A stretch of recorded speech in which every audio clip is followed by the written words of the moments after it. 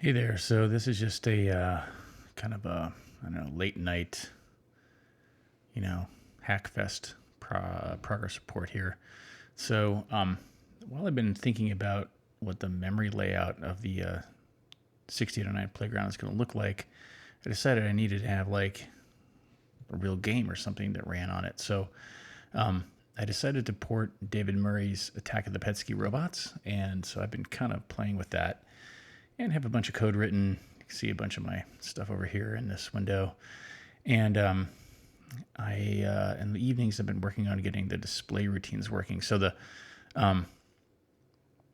PET has a 40 by 24, 40 by 25 display.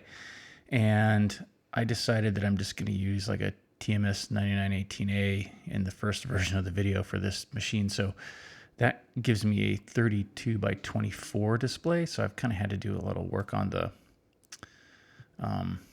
graphics routines, the screen drawing routines. So I actually added TMS 9918 support to the emulator I've been working on, and I have this test harness. So I'm gonna just cat the S records for this. Let's see.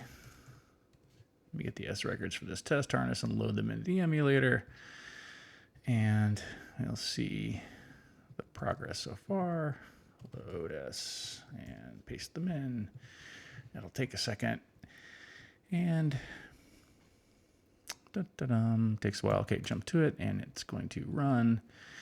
And the first thing it does is it loads the PET font into the VDP, and we can then invert the text using a color table trick, which is kind of fun. And then we can hit it again, and we can hit it. This is for blinking. This is using another color table trick, but it also tests the 60 hertz timer code that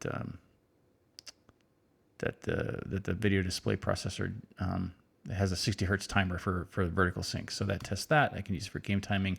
This is just like checking out some various glyphs that are used in the face of the robot in the intro screen.